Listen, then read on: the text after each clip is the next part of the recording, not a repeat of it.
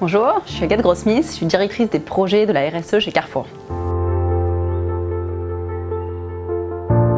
Alors, Carrefour, c'est un des leaders mondiaux du commerce alimentaire et le groupe s'est fixé un grand défi qui est de transformer son métier pour offrir à ses clients un accès à une alimentation qui réponde aux grands défis de notre époque. C'est ce qu'on appelle la transition alimentaire pour tous, et c'est la raison d'être de Carrefour. Alors on s'est tourné vers le Lab Capital Naturel pour faciliter la mise en œuvre de cette raison d'être. Pour arriver à mettre en œuvre la transition alimentaire pour tous, on a besoin d'éclairer nos prises de décision d'une nouvelle manière. Il y a 3 raisons un peu plus précises. D'abord, il y a un sujet de temporalité.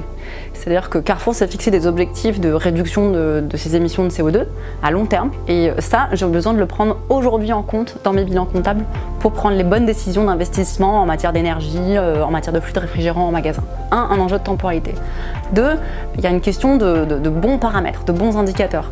Si je veux par exemple prendre en compte la perte de richesse des sols, donc qui dit perte de richesse des sols, des exploitations de nos fournisseurs, dit perte de biodiversité, perte de rendement, j'ai pas d'indicateur.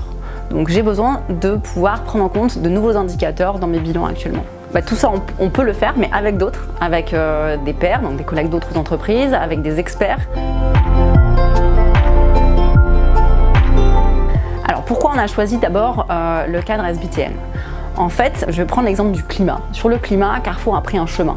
Ce chemin, c'est de fixer des objectifs de réduction d'émissions qui soient compatibles avec une limitation du réchauffement planétaire à 1,5 degré à la fin du siècle. En gros, on a fixé des objectifs pour Carrefour opérationnels qui soient compatibles avec une limite partagée par tous, donc la limite fixée par les accords de Paris. Et ça, on l'a fait pour le climat. Et on pense que demain, on va prendre ce chemin-là sur d'autres sujets, et notamment celui de la biodiversité.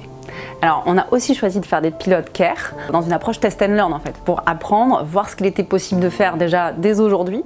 Donc sur une ferme de production de carottes dans les Landes, donc une ferme partenaire de Carrefour, et aussi sur un magasin de Carrefour à Tourgéville, dans lequel on a mené ces bilans comptables pour apprendre et contribuer à enrichir les méthodes qui sont encore en cours de finalisation.